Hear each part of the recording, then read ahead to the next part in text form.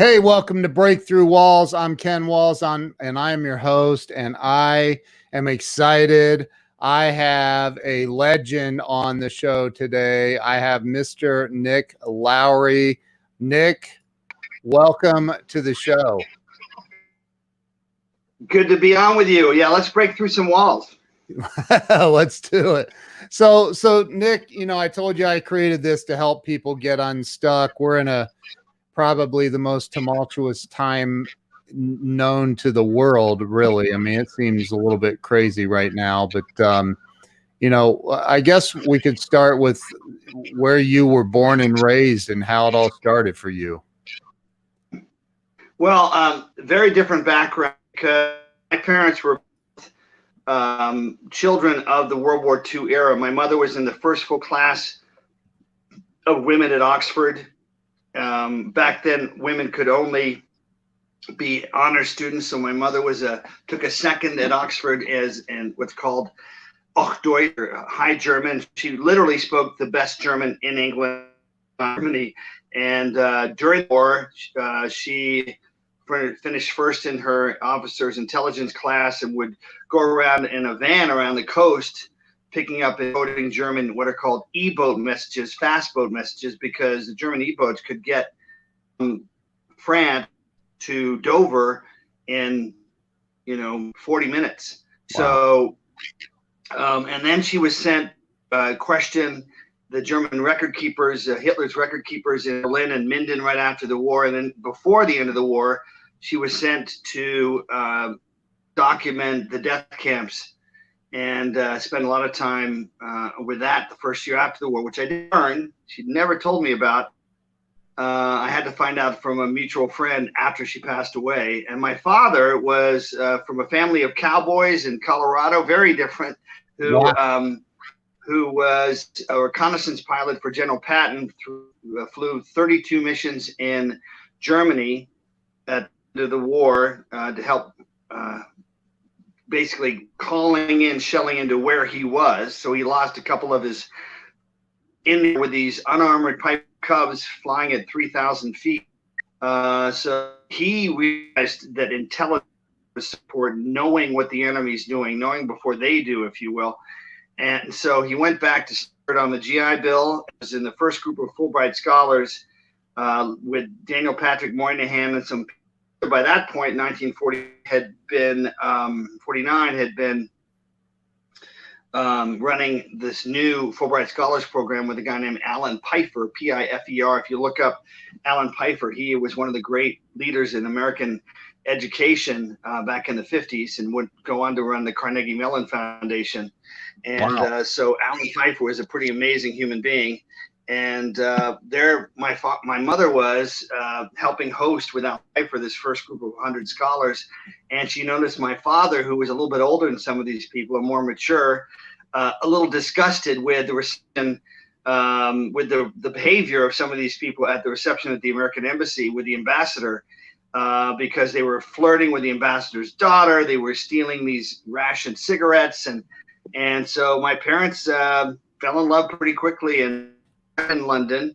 My older twin brothers were born in London, and my father then went to work for very arguably the foremost historian of the 20th century, Toynbee, who wrote 3 million books of history, 14 volumes. The first 2 volumes were about literally definitions. What is society? What are the important things that matter? And he had a theory, which I think we will touch on in our own way today. Yeah. For those trying to break through walls, he had a theory called challenge and response. So if you look up or Google Arnold Toynbee, Toynbee, my father and he were going to be on the cover of Magazine, which is a very popular magazine back in the 50s. And literally, this is right at the beginning of the 50s, the breakout of the Korean War that week, unfortunately prevented my father from being on the cover as an example about this Fulbright Scholars Program. But my father wrote recent European history in Poland and Hungary, Czechoslovakia, Romania, Russia. My father was an expert on Russian. He spoke some Russian. And so working with Toynbee, he worked with the very best. And I was lucky enough to get to know Arnold Toynbee. My mother has a funny story, is that a few years later, in probably what would have been 54 or 53, Toynbee moved to Princeton and shared an office with a guy named Robert Oppenheimer, who was the man that developed the nuclear weapon, obviously based on Einstein's work. I like the image, which is a true image, that my mother changed the diapers on my twin brothers on the desk of Robert Oppenheimer, because they didn't have any room and Toynbee was using his desk. So I love the idea of the most primal thing, which is changing diapers and the most grounded images of human beings. And yet at the same time, here's a guy that had in Oppenheimer that represented the dark side, but also the great accomplishments of humankind. So my parents were trendsetters. My mother, having grown up in Cairo, Egypt, with a father who helped found the Bank of Egypt. We were raised at St. Albans School, and before that Potomac School in McLean, Virginia. 2 sets of twins. I have a twin sister. We were born in Germany, as my father began to work for the CIA in Germany. And let's see, what's this? Greatness on us. Thanks, Bob, and thanks, Eric Swanson. Appreciate it. Love Eric. Love Bob. And Bob, wonderful beacon of light, as is Eric. Awesome, as they would say. So, Mr. Awesome. Mr. Awesome. So, anyway, so we grew up with the expectation that we should do something with our lives that really mattered. Yeah. And so for all those that are unstuck, if we were in an elevator and I only had 10 minutes to talk to you, I would say to you, align your deepest core values with a purpose that serves more than you. Listen to your inner voice, to what you love doing, what is natural, but also the things you just love doing, even though they aren't easy, because those are God's gifts in you. One of them being persistence itself, belief that you do have a purpose that's bigger than you. And when you start serving that, then what Malcolm Gladwell would call the 10,000 hours, or maybe it's 100,000 hours, but it starts with 10,000 hours, which is an analogy. Somebody I've gotten to know a little bit, Carlos Santana, and playing your guitar, your inner guitar. He would say the same thing. Align your deepest values so that you're coming from this core, this soulful core. Then you're feeling fully alive. Then I go to a guy named Joseph Campbell, who I've always admired, who, if you watch the first Star Wars movie, it's better than all the others. And there's a reason. It's because Joseph Campbell mentored the cast, all great, legendary actors. Yeah. Yet he helped them see this primal, timeless heroism in each of them. So they saw this timeline of thousands of generations that we, in turn, have taken the baton from, to learn from, and to extend into this very difficult present that we all have to deal with. Toynbee would have, witnessed, obviously, World War I and World War II. We've witnessed Vietnam and Korea and, of course, Afghanistan and Iraq. But now we have this other challenge, which is unprecedented as well. So if we come from this core, we come from a backbone of purpose and courage, because we know we're tapping into something bigger than ourselves. So that's my background, is growing up in Germany and in Munich, Germany briefly, and then in Northern Virginia. How about this? Literally, the day that we moved into 6803 Hampshire Road, at 6801 Hampshire Road, was a guy named Justice Byron Whizzer White, who not only finished #1 at Yale Law School, the same year he led the NFL in rushing, but he led the NFL rushing twice in only 3 years in the league, received the biggest bonus in NFL history from the Rooney family to play for Pittsburgh and then Detroit a couple years later. A Rhodes Scholar, amazing human being. And the second day we were there, I saw this bright red-headed shock of thick hair and a big Labrador next to this man with his back to us, talking to Justice White in this front yard, and it's Bobby Kennedy. And, Wow. when we study history, hopefully we can look deeper that all of us are flawed. All of us have mistakes that either shine more light or we allow them to darken our lives. And, I choose to think of the light that Bobby Kennedy and John F. Kennedy and Justice White had, whether it was Justice White protecting the marchers into Selma, Alabama, when he was in charge as number 2 at the Justice Department under Bobby Kennedy, to protect the civil rights marches, or whether it was, of course, John F. Kennedy saying, "Ask not what your country can do for you, ask what you can do for your country." So, we grew up with that, and so I came out of that, and I feel so lucky, unbelievably lucky, to have had role models that, not just with words, but just with who they were, shouted, screamed out, "You are here to make a huge difference and to change the course of history in a positive way." So let me ask you, like, because you became one of the best kickers ever in the NFL. Like, you're in the Kansas City Hall of Fame, right? Kansas City Chiefs Hall of Fame.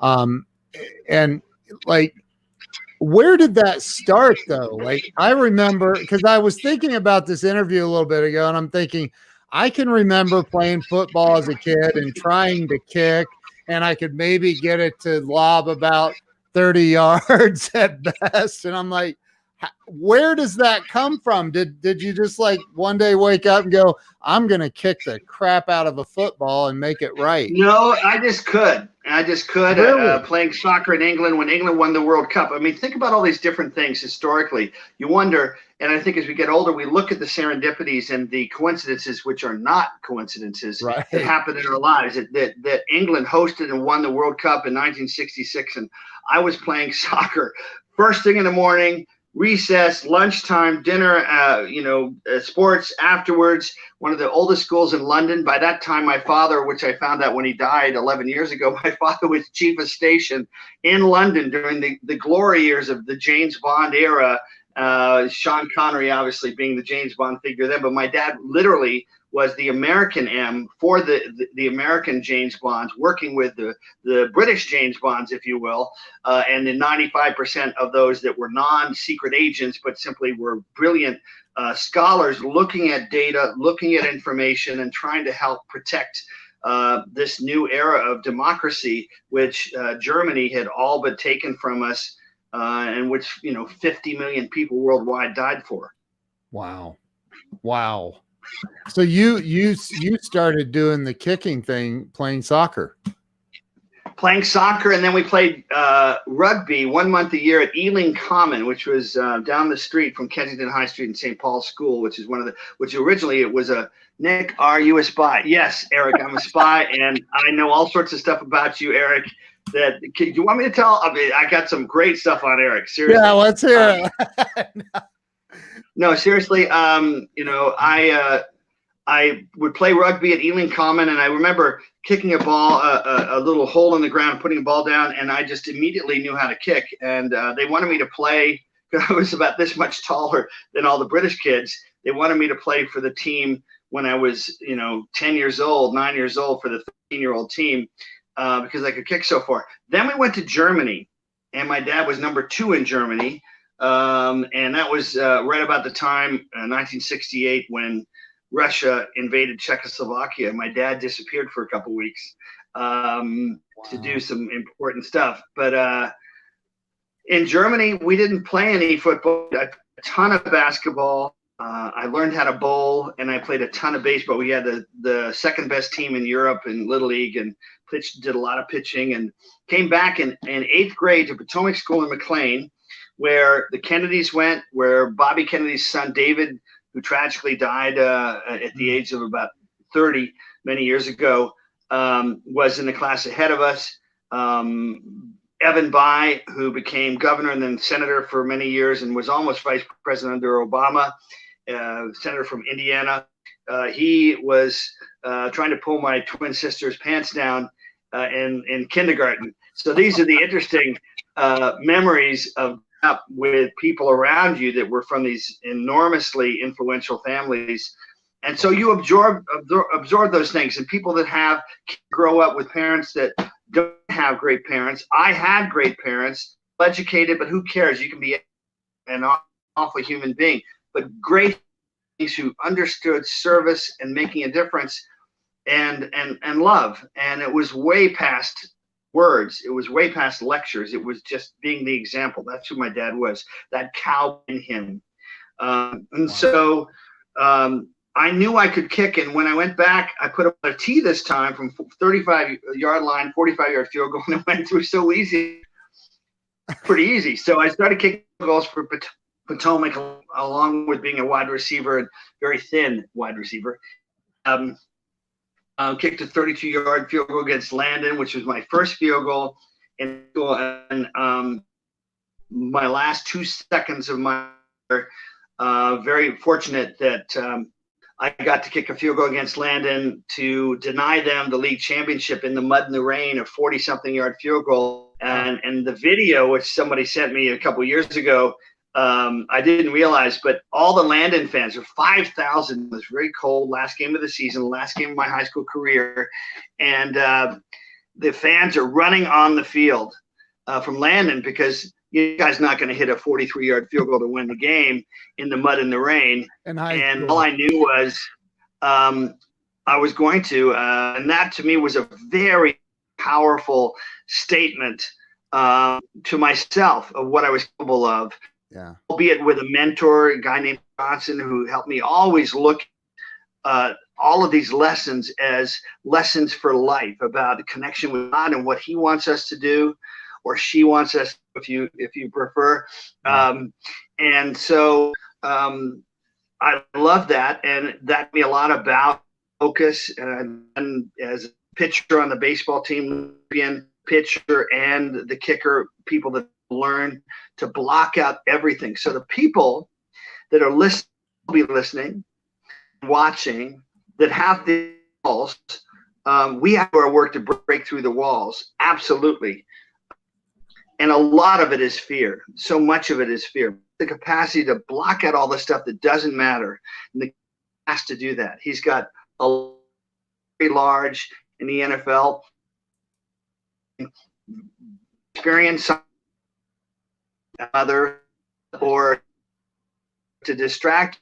And so it's always about what can I control, not letting anything else distract us from that. So I feel that gift over many years of development, from naturally being able to Potomac to all the way up to, game winner against Landon, last 2 seconds, to Dartmouth College. Each one of those were pivotal points, cut by 18 times to make it in the NFL. Yeah. All lessons in how more importantly, perhaps, I'm going to make mistakes. And, what is this teaching me? I have to run out of fuel on my phone. So if you bear with me, I'm going to run and get my charger. Yep, go ahead. And I'll be right back. So Forgive me, everybody. It's all right. Go ahead. We'll wait. We will wait. Wow. So thank you guys for being on here. I've seen a bunch of people share. Really appreciate you guys sharing this out. We have Nick Lowery. The guy is incredible. I think there might be a little bit of a signal issue. I'm not sure. Let me know if it's coming through clear for you guys, or if you're hearing it a little bit choppy. So Eric Swanson says Nick is one of his all-time favorite speakers. So for those of you that don't know, Nick is in the Kansas City Chiefs Hall of Fame, spent 18 years playing in the NFL. Incredible human being here. So it's coming through clear for you, Eric. Good. Appreciate you, man. Thank you. Hi, Eric. We love you, man.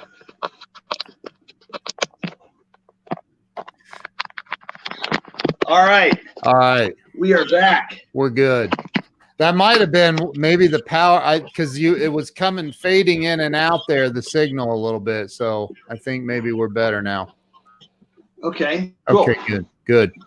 So you spent you spent 18 years. I have a friend that played 9 years in the NFL. And 18 years is a long time in the NFL.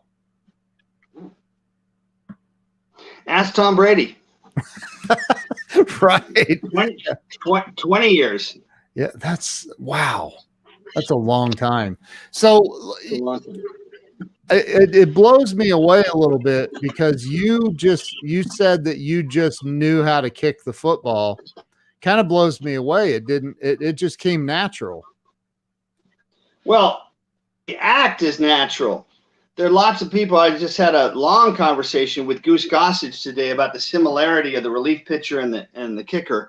You got to learn to get past the disaster, the public disasters. Yeah. The relief pitcher throws a 100-mile-an-hour fast corner, and the guy now guesses right. Sometimes Goose Gossage, this is Yankees Major League Baseball Hall of Fame. Yeah. Sometimes you just got to tip your cap, Nick. You're dealing with somebody who paid millions of dollars. On the other, they're pretty good at what they do. And then move on. If you miss a field goal and you're worried to miss a field goal, right, Eric? You make a mistake, you stumble, you say something, that just isn't quite what you wanted to say. Yeah. And you just have to move past it. So that's a great lesson for all of us. Yeah. What can I learn? And some call it flush it down the toilet. I'm just like, just learn how to learn, and then make as many mistakes, healthy mistakes, not neurotic mistakes. Don't sabotage yourself, but make as many mistakes as you can and come to that sense of realism. What is the level of increment of mistake I'm prepared to make so I can get better? Because I'm telling you, every single person, think about the people that are success stories we read about all the time. Some of it's not accurate, but still, that have success and then sabotage themselves almost at the moment when they're having their most success. So yeah.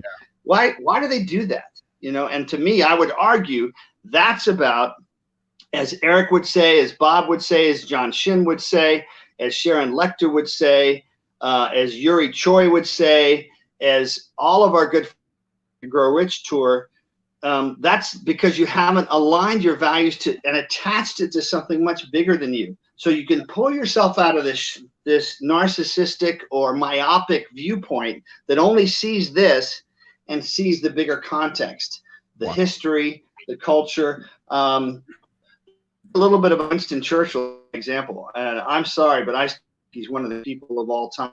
Or, of course, we know Lincoln and all of the political elections. I think it was 7 consecutive ones that he lost. Yeah. But he got better.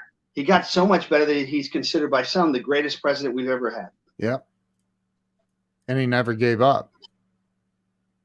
He never gave up. And he also had a godly view. He had a sense that God was, if he chose to, helping steer his sense of why he was doing what he was doing. Because he knew sending 600,000 people in this case, which would be the equivalent today of over 10 million. Think about that, the percentage of population, 600,000 people on each side to their deaths.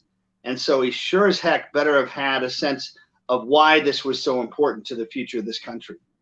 And Sharon Lecter talks about that a lot, tying your life to a greater purpose, something bigger than you. And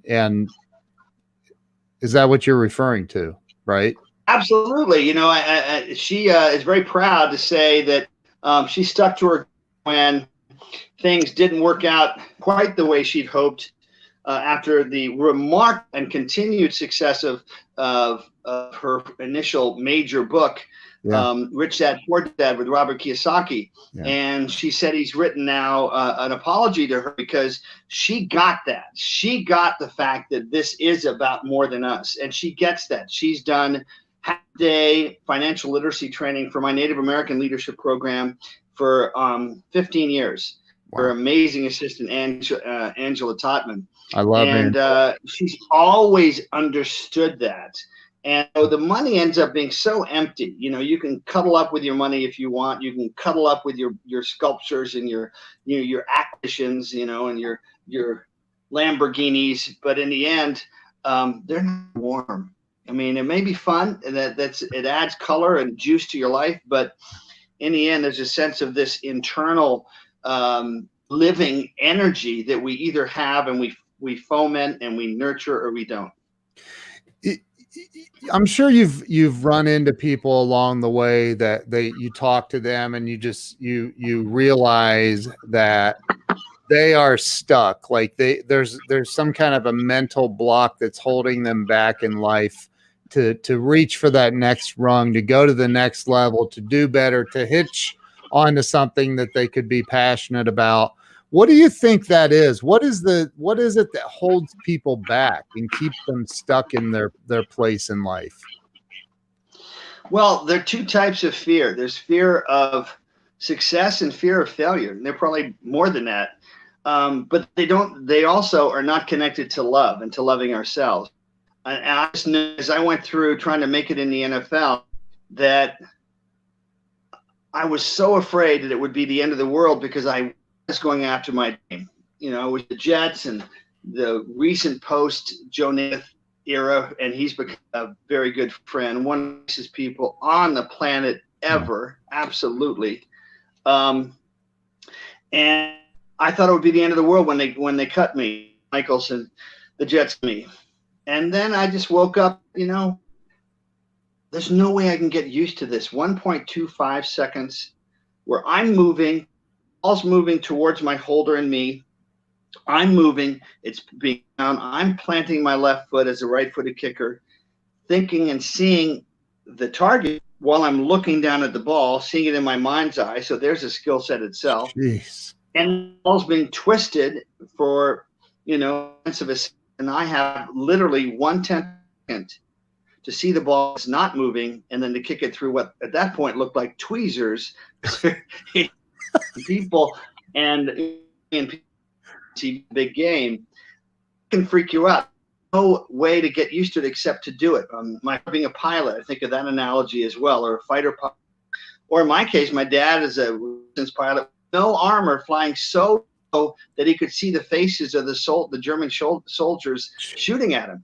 Wow. You know, that takes a while to get used to. And maybe some people don't want to get used to that. But it made my father have this remarkable equanimity. When my mother was close to death, and she died a couple days later, and we had to go out, and the doctor had a major stroke, and she couldn't speak, and you know, the toughest decisions of all, but more clear because you truly love that person. My dad and my mom, 57 years married, wonderful relationship, and we're going to the funeral place to meet with the folks there, and you know, you never rehearse that. Right. And my father was able to crack jokes and continue perspective. And when we actually poured my mother's ashes in a beautiful ceremony at the base of our house, probably breaking about 20 differences in laws, by the way. Yeah, right. And the place called Dead Run, which went out into the Potomac River and then out into the Chesapeake Bay, 20 miles away. My dad came up the next morning, and it was raining hard. It was beautiful weather for the ceremony to say goodbye to our mother, each of us holding hands by Dead Run, which ironically was a Civil War location for a battle. Wow. And hence Dead Run. And it rained almost immediately, like an hour afterwards, nonstop. And our creek, which was down here, was overflowing. And I came downstairs, and there's my dad coming out of his bedroom. His wife of 57 years is never going to be life, the mother of his 4 children. And he looked up at me. It's raining, and he goes, "Well, he's in the bay." Meaning that my mother's ashes probably had, with all the rain, it probably floated all the way out to the Chesapeake Bay. Wow. You know, so I think we can do that if we have perspective that we're only so big, you know, and the bigness comes from this vision to connect. I mean, some would call it Eric Swanson an awesome vision, you know, what makes us all, what brings out the awesome in all of us. That's awesome. I agree.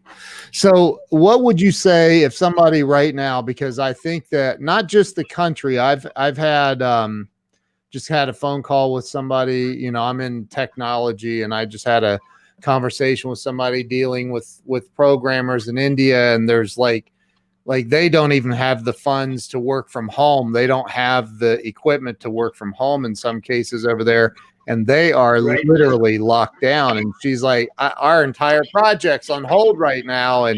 And you know, how do you, the people that are paralyzed with this fear right now of the coronavirus and everything going on, what do you have to say that could bring them some hope for the future?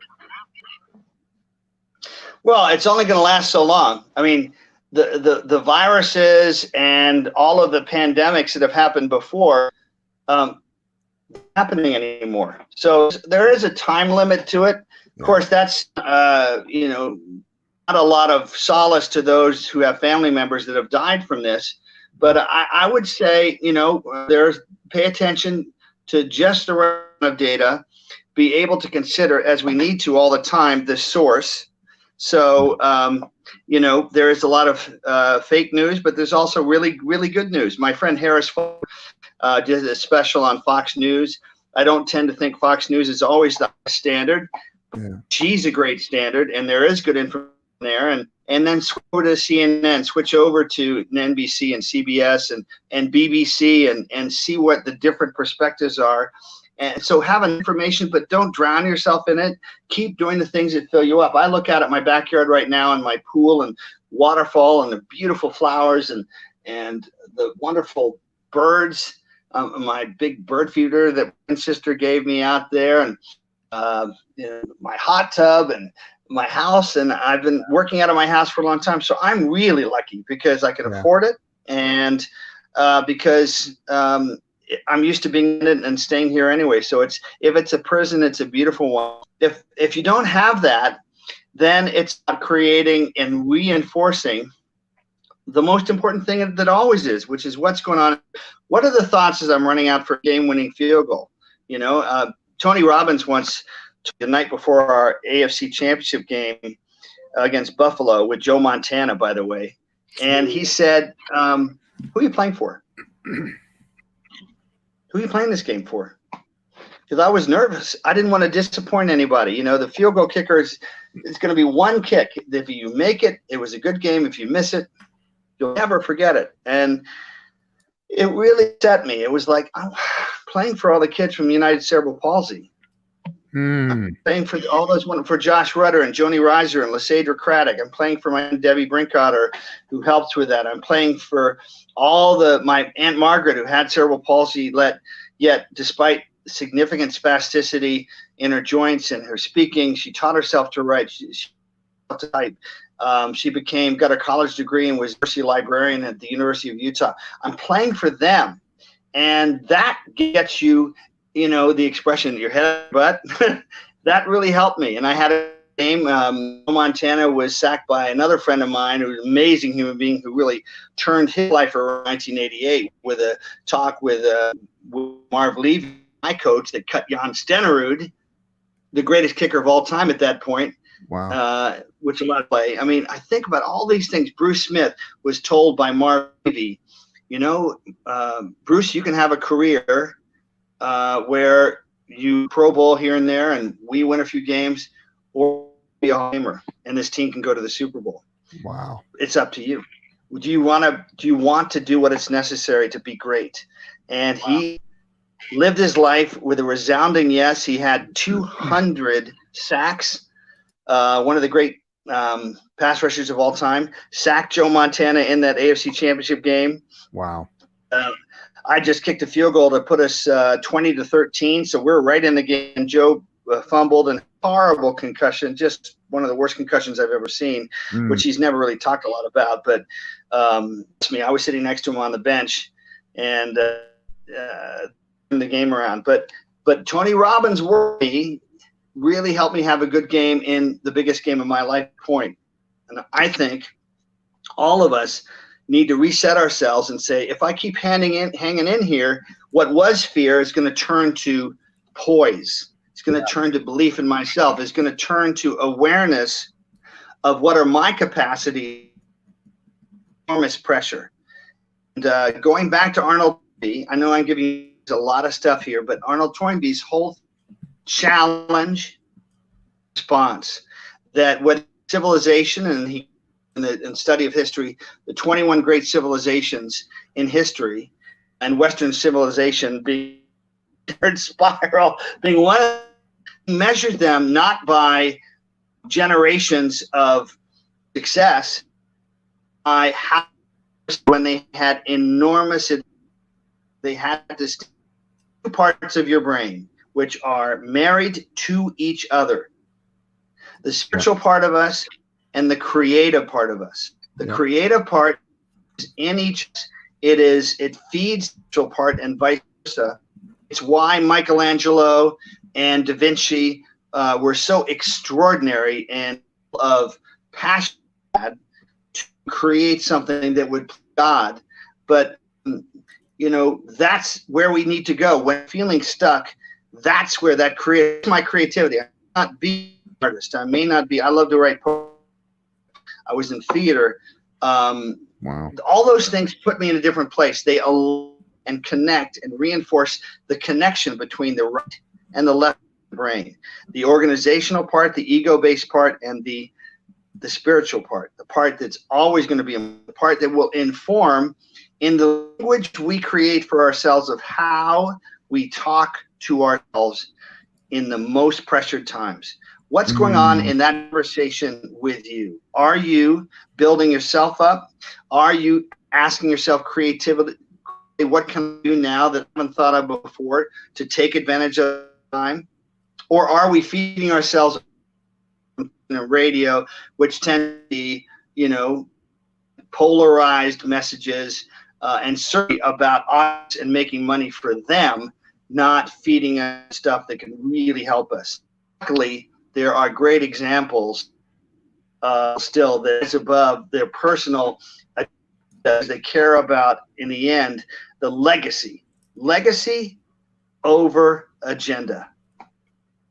I love what you said a minute ago about Tony Robbins asking you, what are you playing for? Man, that just made me stop, because I've heard so many greats say something similar, right? Like tying yourself to something bigger than you. And that's what you did. That literally defined your legacy. I mean, you tied yourself to something outside of you that was ginormous. Well, it's great. It just gets better. What's great is that the more you do it, the better you get at it. And then they're gifts of the Spirit. And the Bible talks about it. I know in the Buddhist religion, awareness and connection to an eternal energy that's outside ourselves is one of the gifts. And it's that funny thing called intuition, attracting ourselves to people and noticing people that are angels that we may not have noticed before. We weren't aligned in body and spirit. The more we say, that's what's important. That's who I am. Legacy over agenda. Exactly, Pamela. Thank you. Absolutely. And then we start feeding ourselves with references to that. Yeah. Amazing incidences that are not a coincidence. Odd winks, some people call it. And suddenly, why did I meet this person on a plane? I don't know about, and we're not on planes a lot right now, but I was on a plane last week, flying back from seeing my brother and his 102-year-old mother-in-law and his wife.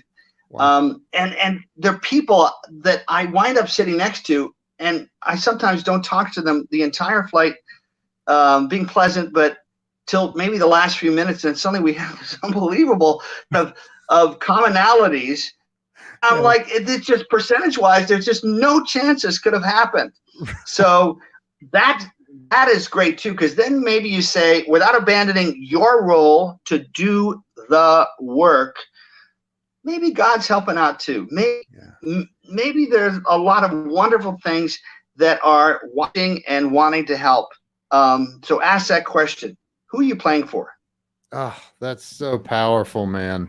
That is so powerful. That's probably, if everybody really stopped, because right now, and I think you would agree, there's going to be a lot of people making really dumb decisions in survival mode, dumb choices in survival mode, right? I mean, we all do that. Yeah, we do. But like if we start basing our decisions on what the next action is based on what you just said, what are you playing for? It's a metaphor for life. Yeah. So, well, thank you. I didn't go into it yet as much, but now I can look back and say, what a great thing to be rejected 11 times. There's a biblical number 12. The 12th time was the lucky one. I played 18 years. When I retired, after all those rejections, most accurate kicker in NFL history, most field goals in NFL history, best AT percentage, which is now 20 yards. It used to be 10.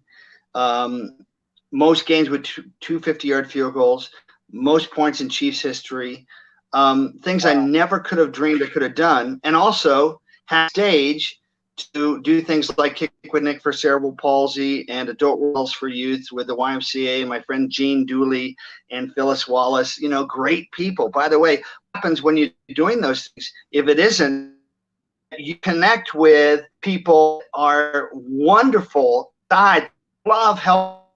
Well, now you're around people that do it every day. Yeah. So what does that do if it doesn't reinforce that original impetus of legacy over agenda? Man, that is so awesome. It's incredible. So Thank you. First, everybody, where's the best place for people to follow you on social media? Where are you most active? Well, I do a lot on Facebook. That's what us old people do. I'm on Instagram. I'm getting back on Twitter slowly. And then nicklowry.org or nicklowryfoundation.org, NICKLOWERY, nicklowry.org. And then lowryspeaks.com, which is some of my speeches. By the way, I haven't used this word yet in our conversation today, but I love the word I kind of created called soulfish. I really believe that, going back to Arnold Toynbee and that notion of perspective of civilization and history, that as you look at the Christian movement, it's just one example. When the definitions and the translations in the old Greek, the Hebrew to the ancient Greek of the Bible moved into, the Italian and the Roman, the Greek cultures, and then further into Europe, they were very strong, and it was that case in the Middle East as well. But, the old style culture where the priest, the king, the queen, just a few people controlled life and death for so many. So they created mechanisms of guilt. Yeah. They created mechanisms where, if I do go after my own legacy at some level, I'm being selfish. And so for those of you that are looking for that are trying to get over this selfish wall or break through it, use that word soulfish as another way to think of it, that nothing that you do that enhances this alignment, that builds your soul, that builds the backbone of who you are, that enhances the internal conversation and dialogue that you would take with you to your deathbed. So why am I here? And by the way, why was I here? God, where am I going now? And, instead, that old culture was about creating a lot of unhealthy notions of guilt and selfishness. I'm being selfish because I'm thinking about myself too much. Let me tell you, if you've learned to be a great musician and you become the greatest guitarist like Carlos Santana, if you build this instrument in you, that is selfishness. That's not selfishness. Don't ever let that hold you back. It's only going to make you better and help more people. And just keep that mantra of serving that legacy over the daily agenda that sometimes clouds where we're really going. Well, I know Bob Donnell connected you and I a couple of weeks ago. I talk to Bob almost every day, and he speaks very highly of you. I've popped on a couple of your Facebook live streams. I'm like, wow, this guy does a lot of Facebook lives. I thought I was the only one. That's awesome. So my last one was with a gecko. I have out in my yard, just 40 feet from here, a small statue of St. Francis of Assisi, who's the patron saint of animals and the environment. I'm having this quiet, mellow afternoon on Sunday, and I'm taking photos of the flowers that are right around the St. Francis mini statue. And this gecko comes up on my leg and literally tilts his head. And thanks, Pamela. And he looks at me. And I took photos of it because he stood there. He's holding on for 10 minutes. So I filmed it. And then he goes down and he goes up on my left leg. And he cocks his head the other way and looks at me like, Daddy. And I just thought, it's just, once again, is that really a coincidence that here I am with this image of St. Francis and the idea of non-judgment, which is very much connected, to selfishness or lack thereof, non-judgment, taking in information, wisdom, being able to get over our ego, which, why it's so important to me is because as athletes, we fed our narcissistic ego-based persona because we wanted to push ourselves to be great. And that did serve a purpose because we learn to compare and learn, etc. But if we are not careful, we don't realize the better thing is this stage which serves that spirit, which is the part of us that's eternal. I know a lot of professional athletes and some of them have humongous egos. Well, it's important to have an ego because you have people that, just all of us have people that. Uh-oh, you froze.